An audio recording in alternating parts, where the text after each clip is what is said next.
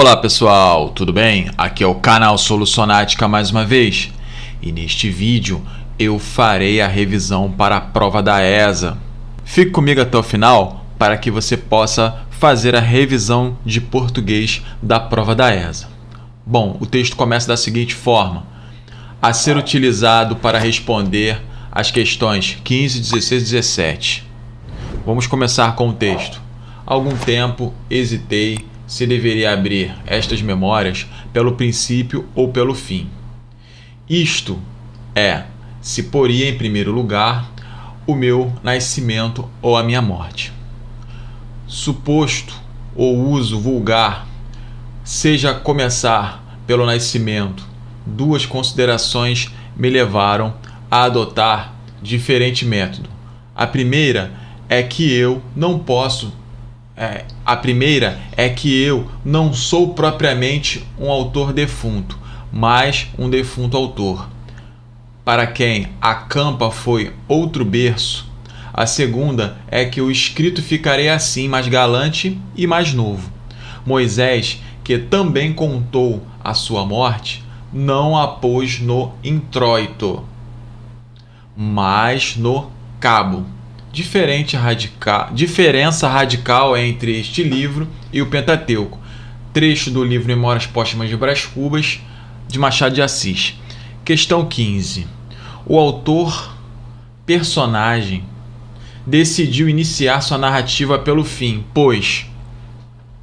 Bom, então aí você precisa analisar a questão, tá? E responder de acordo com o texto. Todos gostam de ouvir sobre a morte de alguém? Não é a resposta, tá? B. Escritor que é escritor sempre faz dessa forma.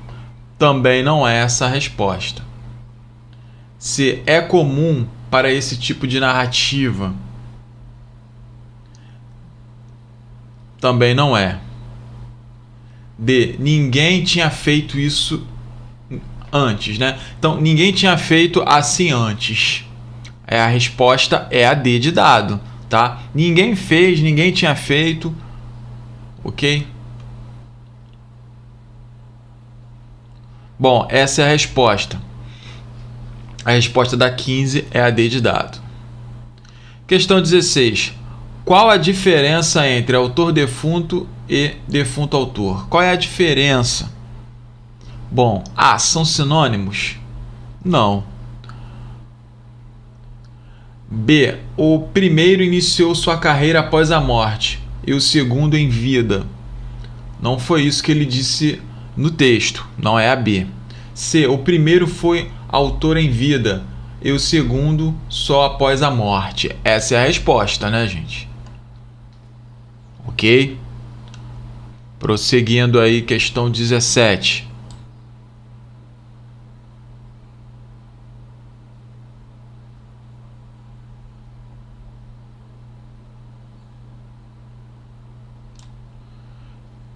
Bom, vamos lá. Questão 17.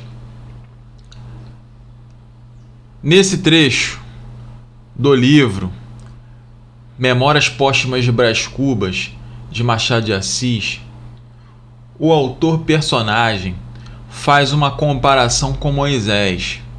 Essa comparação é baseada em ambos. Bom, qual seria a opção?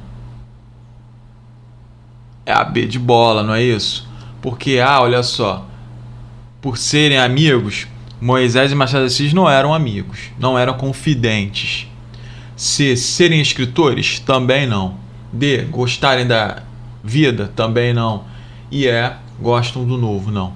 Então, se você observar no final do trecho, que vai de Moisés até Pentateuco, ali Moisés, que também contou a sua morte, não a pôs no introito, mas no cabo, tal. Então, cabo, quando ele fala, é final, introito é início. Introito é início e cabo é o fim. Então, ambos falam o quê? De suas mortes, ok? Então, a resposta é a B de bola. Questão 18. Leia a seguir os versos de João Cabral de Melo Neto está apenas em que a terra é por aqui mais macia.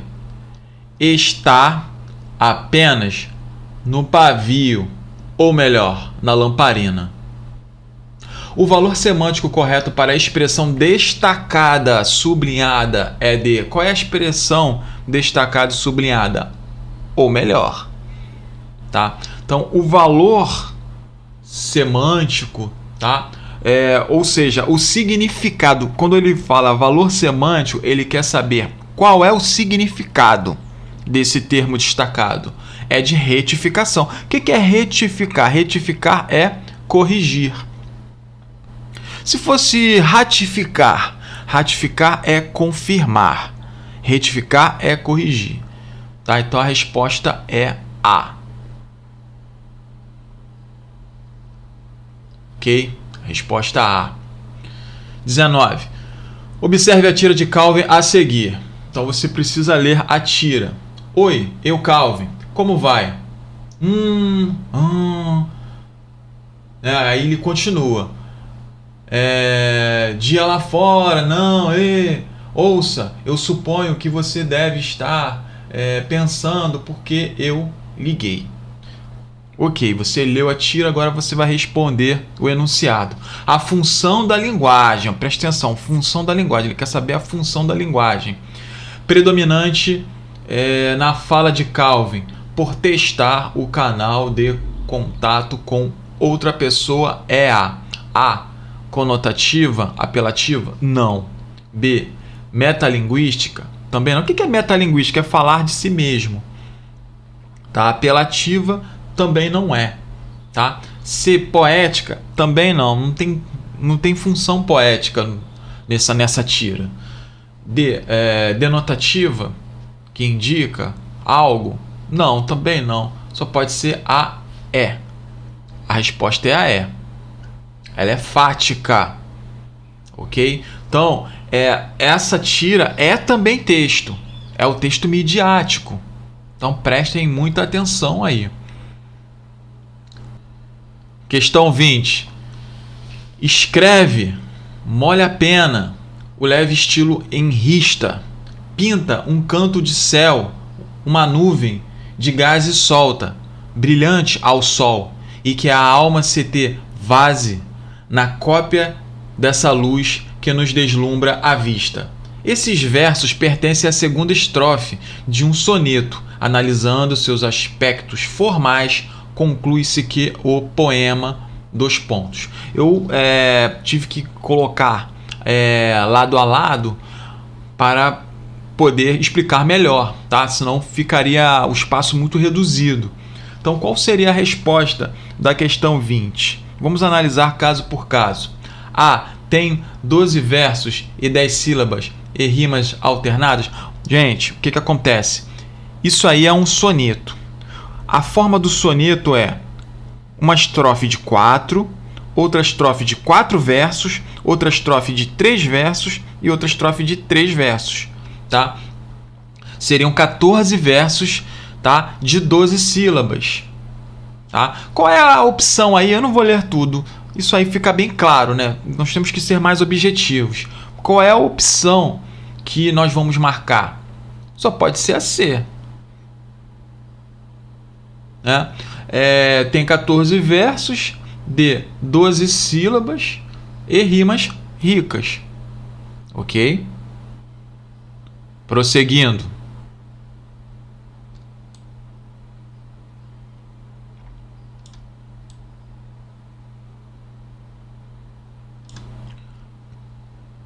Prosseguindo. Questão 21. Observe. O bom escritor sabe que elementos como a coerência e a coesão são indispensáveis para a inteligibilidade dos textos escritos, bem como o respeito às normas gramaticais. Se o termo escritor fosse colocado no plural, quantas outras alterações seriam necessárias para manter a correção da frase? seriam 3. Né? 2 você não tem. 4 também não. 1 também não. 5 também não. Tá? Então nós temos aí a opção B de bola. 22. Dentre as palavras destacadas é um advérbio. Bom, qual é a função adverbial aí? Tá? Dessa questão 22. Qual é a que tem função adverbial? Só pode ser qual? A não é. A B também não. A C também não. A D, opa, 22 só pode ser D de dado.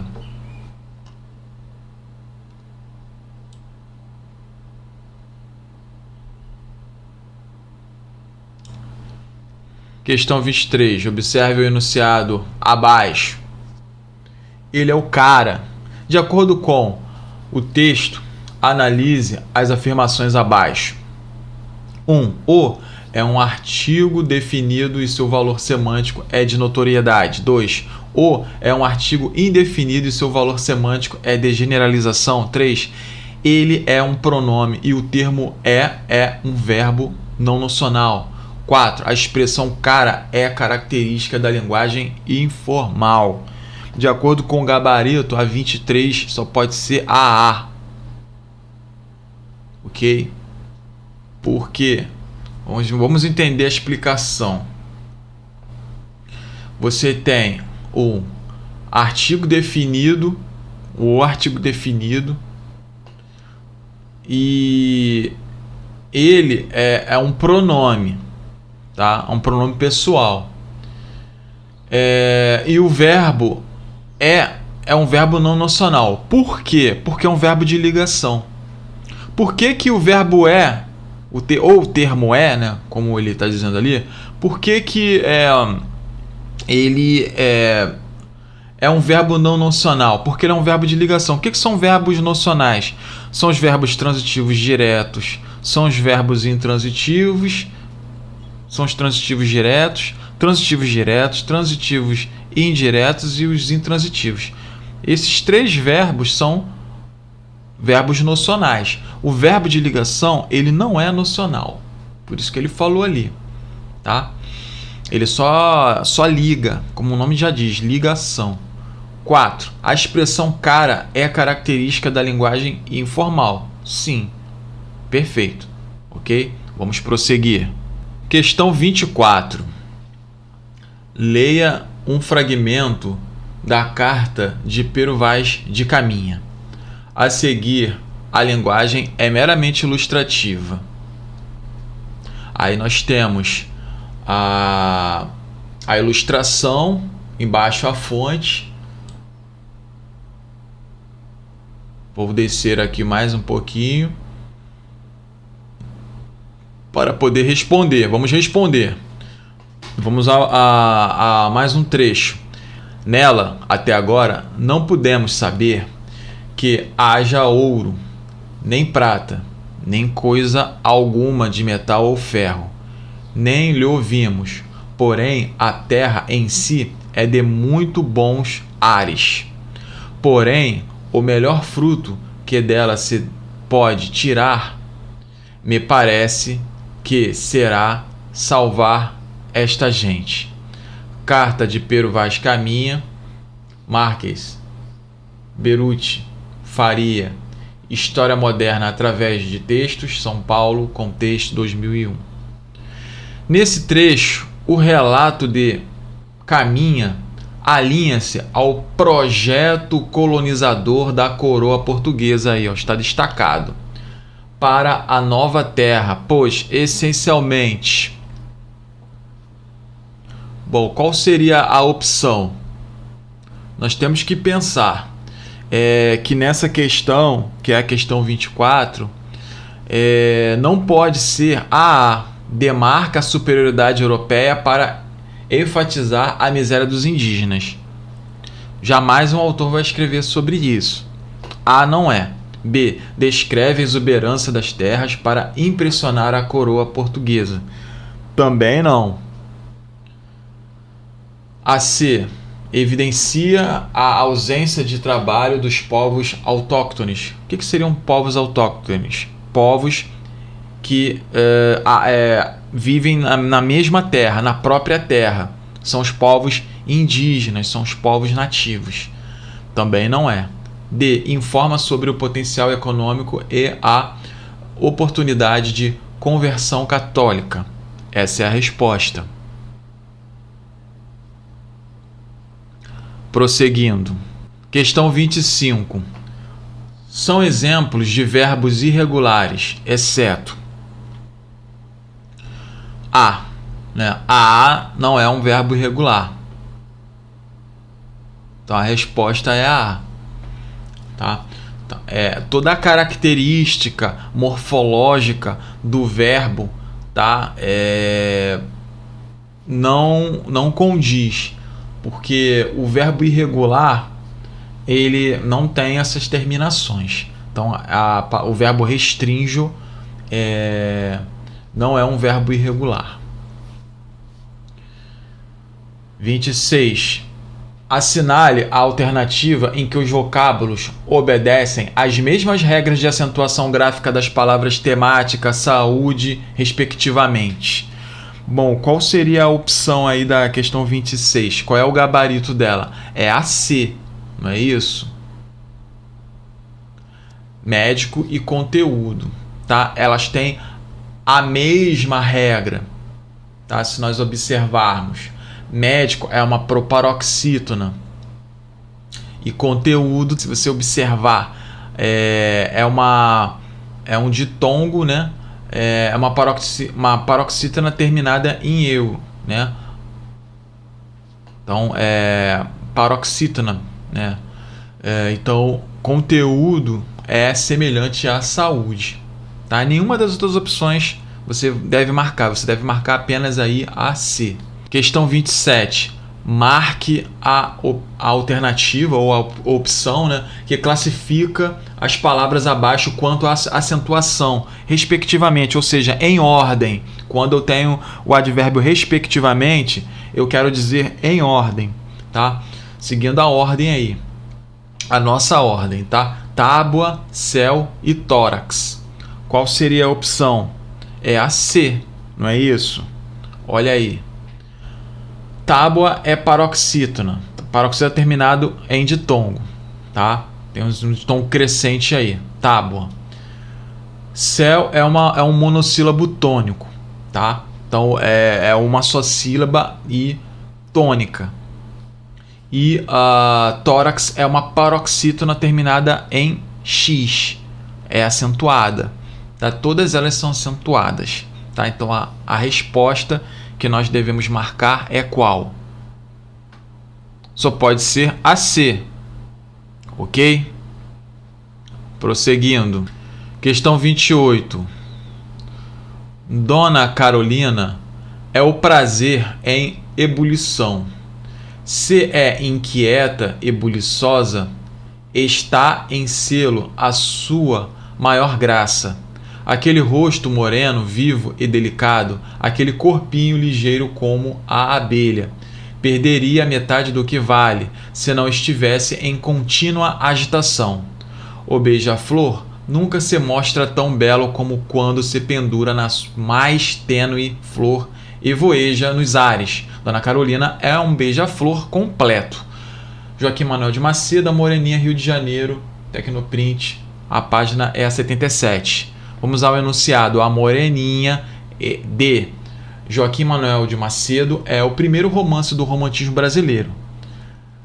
Nessa passagem, evidenciam-se as seguintes características desse movimento. A. Sentimentalismo exacerbado e linguagem próxima ao coloquial? Não, a linguagem não é coloquial em Joaquim Manuel de Macedo, jamais. B. A aproximação da leitora e ambientação no contexto burguês? Também não. C. Narrador em primeira pessoa e predomínio do sonho? Também não. D. Idealização feminina. Tá? Então, você tem nos poemas a idealização da mulher. E na prosa é a mesma coisa. Tá? Tanto na poesia quanto na prosa, no romantismo, principalmente na segunda fase da poesia, tá? E na prosa nós temos também essa marca, uma certa idealização. Romantismo é idealização. Tá? E o tempo todo o romântico trabalha com a história, com a valorização dos costumes e principalmente com a idealização e com a metaforização. Tá? Então a resposta aí da 28 só pode ser a D. Ok? Isso serve tanto para a prosa quanto para a poesia romântica. Ambos são idealizadores da mulher. Ambos sonham. Ambos trabalham com nacionalismo. Tá? Isso dentro da cultura brasileira, que será exaltada na fase romântica, em toda ela. Muito obrigado pela sua atenção e até o próximo vídeo.